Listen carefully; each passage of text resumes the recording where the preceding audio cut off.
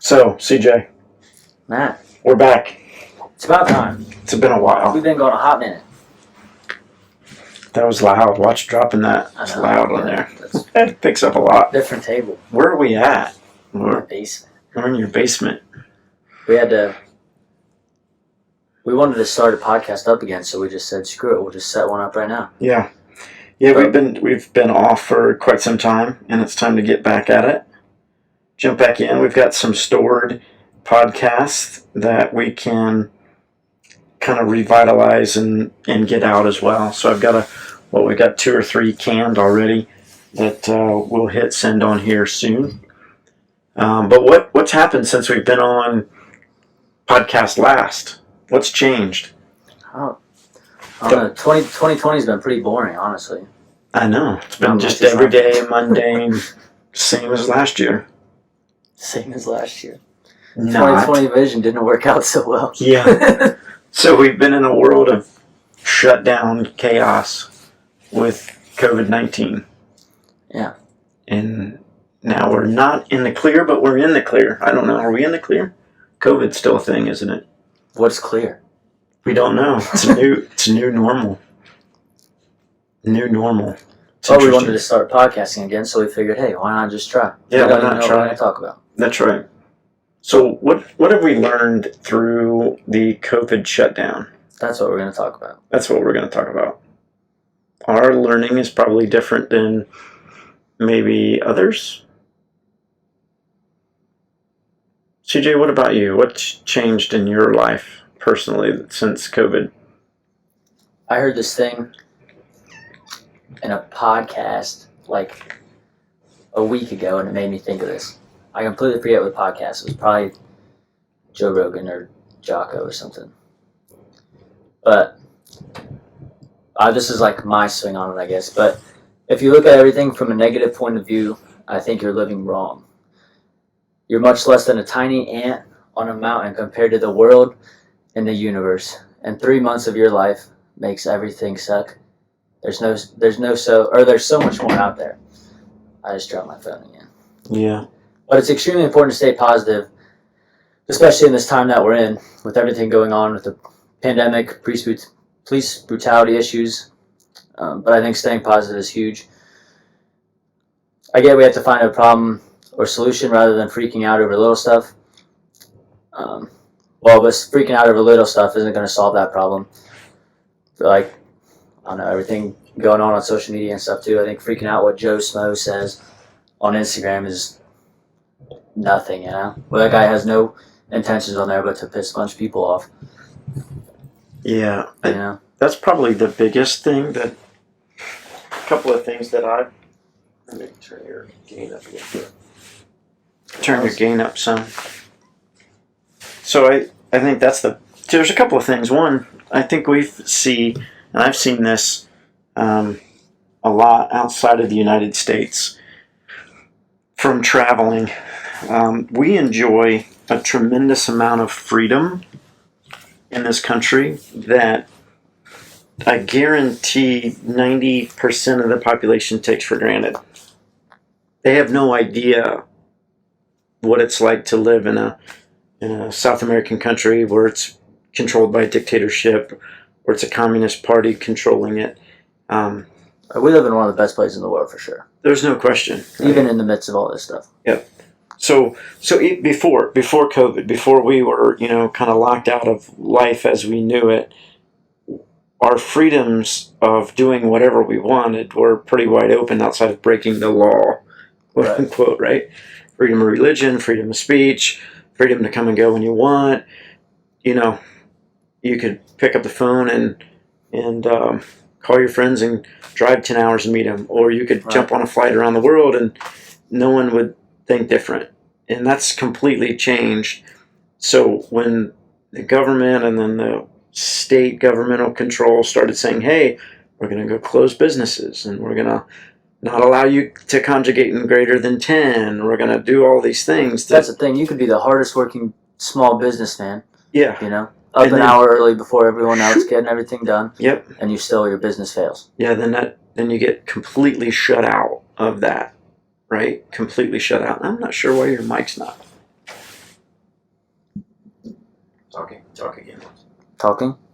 Okay, so you just get completely shut out, and now you realize what it's like to live in some of those countries. So your freedoms, I think we take for granted the freedoms that we enjoy here, because we don't even know what it's like to not live without those freedoms until 3 months ago or 4 months ago, Mm-hmm. when all our freedoms were basically swiped away, right? Right. And even now, it's still better than a lot of places. Oh yeah, even then. But it just sucks Mhm. compared to what we had. Yeah. But people are learning that, I guess. Yep. So that's the biggest thing, that the sense of community and the ability to come and go and operate your business, and freedom of speech and the freedoms that we would normally, that when they're gone, now you get a sense of, I don't like that. Right. Like, that's not the way I want to live the And you rest shouldn't. of my life. You shouldn't like that. Right, exactly. So that's something that I've learned. The other thing I think too is, and we've talked about this a little bit in the past, and I know we've all talked to friends and our family about it and stuff, and it's the social media, Joe Schmo. everything posting that's stuff wrong in the world, gets blown up. extremely blown up. And I saw this somewhere, and I don't know where I saw it. I read an article about it, this guy. He was an attorney for CrossFit, and I wish I could think of his name right now. He's no longer employed by CrossFit. He was actually fired like 2 years ago or a year ago. There were two, Justin, I can't think of his last name. There were two attorneys, the Greens, the last names are the Greens, I think. Anyway, he tweeted almost 2 years ago. He's a religious man, so he tweeted against, not necessarily against, he just tweeted that he wasn't in favor of same-sex marriage. And that's basically, he did it on his own Instagram account, or his own Twitter account. Him personally, not from CrossFit. Although he was working for CrossFit at the time, on his own personal Twitter, he tweeted that he didn't constitutional rights about marriage, and I don't want to get into that because that's not what this is about. But he tweeted that he wasn't in favor of that. It was very politically driven, but it was very well. It was elegantly put together. It wasn't mean or derogatory or anything. He just stated that wasn't his beliefs, and he's got the right to believe that. CrossFit fired him within the hour. Fired him and said that was unacceptable. He shouldn't have tweeted that, and we stand for gay and lesbian rights and so on and so forth. And which that's there. I mean, it's a privately held company, can do whatever they want. Right. But he wrote a letter just recently after what Greg Glassman said on Twitter, where he did this. He didn't talk about directly Greg, but he talked about the evolution of social media, kind of where it started and where it is today.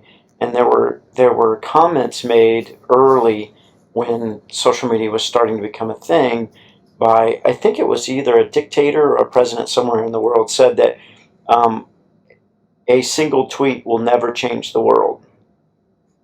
False. And that's exactly what he said. And he goes, that's so unequivocally wrong now. Mm-hmm. A single tweet can literally change the landscape of the world. And for our instances in CrossFit, it has. Right. In an instant. Like that. And for him personally, he wasn't speaking for CrossFit, he was speaking for himself.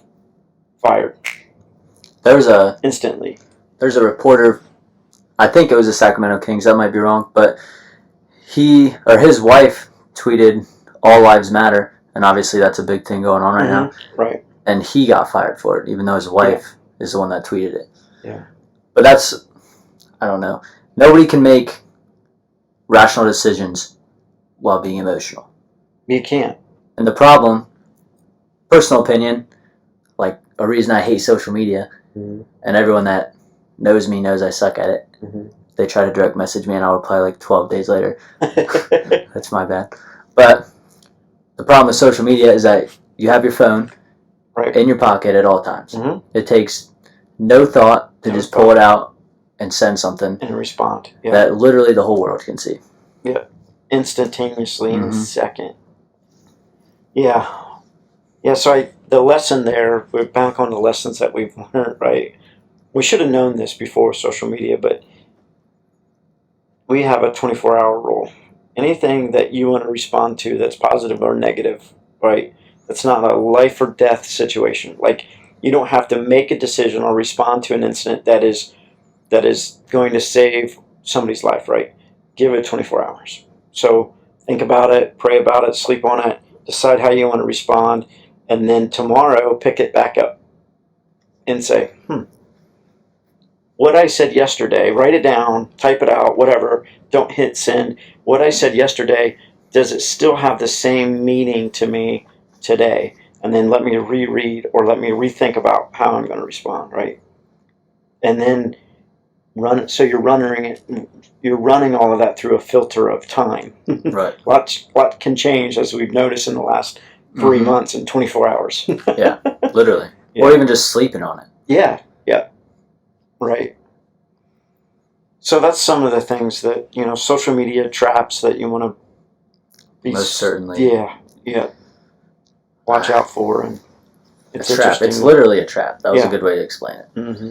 It's interesting. And the way they title things is just like they title an article just to it just What do gets they you. call that? Clickbait. It is clickbait. Yeah, they try to draw you in, and then when you start to read it, you're like, well, that's not what the title. Right, but how many people read it? I just see it on the side of my screen, and I'm Yeah. like, oh, the world's screwed up. Yeah, This sucks. Yeah, let me click on that. If I even click on it, and Yeah. I just think the world's screwed up. That's right. It's crazy. What else did you learn, Matt? I not from a CrossFit perspective, I've learned that for the better part of the 25 years that I've worked for the company I work for now, I've traveled 23 of those pretty consistently. I've learned, and this is in the 23 years, call it, that I've been traveling for the company I work for now outside of CrossFit. I've never had a longer stint of being home, like in one place, and I like it. Yeah, good. So you forget, what it's like. Like there's nothing in me that says, "Hey, I want to go travel now."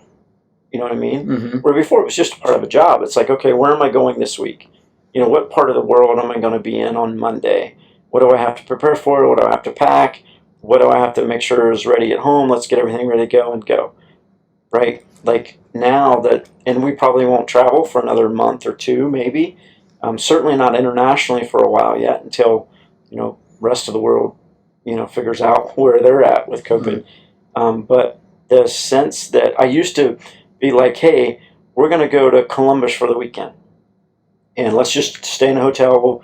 We'll go out to dinner, we'll do some shopping, and then come back tomorrow. So we don't make that 4-hour round trip. It's 2 hours down, hang out, come back tomorrow. Like there's nothing in me that wants to do that now. Yeah, I even noticed around the gym, like, I come there and I'm like, hey, Matt's still here. What the heck? Yeah. Hey, is this like the third day in a row Matt's been here? What's going on? It's every day. It's interesting. Yeah. So I find that's kind of changed for me personally outside of the CrossFit realm and world. Yeah. One thing I really noticed was a routine. Yeah. You probably don't really know what a routine is from traveling so much. Mm-mm. No. But I know a lot of people really get thrown off in a routine. Yeah, definitely. Yeah, I did notice that there were days where I'd wake up in the morning and go like, what is today? Like, is it, thinking it was, oh, today's Saturday. No, it's Tuesday. Yeah, every day's Saturday. Yeah, or today's Friday. No, it's really Saturday. Mm-hmm. Because you wake up and your office is your house, and that it's just like, oh, I'm gonna get up and do work. No, I don't have to. It's Saturday. I don't have to go up. Yeah, you don't have to do that. Because every day blended together. It's like the same routine, same Right. thing every single day. That's where it's very important. Another one, I guess, is sleep. Sleep's very important. Yeah, You learn that during quarantine. yeah, definitely. You don't have to work for how many weeks in a row, and you're like, you get used to staying up till midnight and then waking up at whenever. I've found that it's actually, for me, it's helped my sleep. 100%, but it makes you realize how important it is. Yeah. And I've been working with Dr. Wilson, who we've had on the podcast before, and she was like, listen, you got to get 7 hours at a very minimum, like to get 8, would be ideal. And I find through the quarantine that because I'm not needing to get up and fly out or be working late hours, like I'm consistently between 9 and 10 and up at 6 or 7, unless I've got a coach and I go in at 4 and I just go to bed early. But I'm getting 8 hours consistently. That's huge. Every day. And it's a game changer. Right. There's so many benefits to sleep. Yep. Stress increases your memory, heart health, immunity, mood. Yeah. People need that right about now. Oh, yeah. No Me kidding. included, I guess, but... No kidding. A couple of cool things coming up. I received... Dr. Wilson sent a note to me a couple of days ago asking if I would do a video testimony on working with her. Just I don't really know what it is. It's just so she can share it with other clients? Or? Yeah, so she can share that and whatnot. So she said this film crew is going to get a hold of me. And this gentleman, Dylan Herring, from Ambient Productions. He's a video producer. No idea where he's out of. Says, I'm working with Dr. Libby Wilson to film some testimonies for a video. And she mentioned that you would be willing to help. Is it possible you can give me some time to set up? So I'm going to do that sometime soon. That's cool. Yeah. Maybe we could video that and show a podcast, through that. And maybe I can learn some things about video. Yeah, we could use that. Yeah, right? Yeah, we could use that for sure. Yeah. So that's one thing. That's kind of cool. It's popped up during the COVID shutdown that we've been in. Nice. I think two other things that I have that I really noticed. I don't know whether I really missed them or like I learned how important they were, I guess. But just like doing fun things outside, like rucking with friends, playing spike ball, cornhole, anything just to get outside and be around other people in a safe way. Right. Absolutely important. There's a big thing. Have you heard Dr. Rhonda Patrick explain vitamin D? No. So vitamin D, a deficiency in vitamin, like 70% of America has a deficiency in vitamin D. Mm-hmm. Vitamin D, everyone who had severe COVID had a vitamin D deficiency. Mm-hmm. So she was saying, and there's two populations that were attacked like the most by COVID, and that was darker complected people and obese people. Mm. Another reason gyms probably shouldn't shut down. Yeah. Or you should be at least be able to go outside, and I know some states we're not allowed to do that. Right. But vitamin D is really big with immunity and stuff like that. So darker complected people, they have more melanin, so they don't absorb the vitamin D as well. Yeah. And then vitamin D is a fat soluble vitamin, so overweight people are going to absorb more of that. Yeah. Or not absorb more of that, I guess. Yeah. For that reason. So going outside, you're going to get so much vitamin D from the sun. Mm-hmm. But then I know like Michigan or something, they just close that down, don't go outside. Yeah. What are you supposed to? Yeah. So we're not allowed to work out. Right. We're not allowed to go outside and get vitamin D or anything. Right. 70% of the population is already deficient in vitamin D. Yep. Yeah. So going outside. Yeah. I learned that's fun. Fight off the COVID if you. Yeah. Yeah. And then just I don't know, the CrossFit kind of thing, like the fitness with community, working out to relieve stress and stuff, and then the community we have at CrossFit, just being able to see everyone. And, I knew my moods improved significantly since I was able to go back and see everyone at the gym and just hang out. See a person in real life. Agree. Well, I know we were going to keep it short. for the first one. I think we covered some kind of fun topics. Just catch up where you and I are at, what we've been doing over the course of the last couple of months. Yeah. Since the last one. So the goal is we'll tidy this up and we'll hit release on this thing here this week, and then we'll grab those 2 or 3 canned ones that we already have, and we'll throw those out there. It's a second follow-up to Dr. Libby's first podcast that we had her on. Some cool things happening there. And then we have Dr. Aaron Kuhn that came on to talk to us about, I think that's perfect timing from a mental perspective of what exercise does, not for us even physically, but mentally as well. So we'll release that, and I think that's a good one we can throw out there. I agree. Cool. So it's good to be back. It's good to see you. Yeah, you as well. It's good to see you on the split screen here. I don't know how that will work. I can't. Was I even in there the whole time? Yeah, you're in there, just like that the whole time. Yeah. Yeah. Should be good though. What else? Good?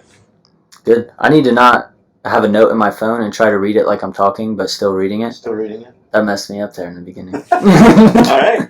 Cool, man. Awesome. Well, we'll see you next time. Yes, sir. All right.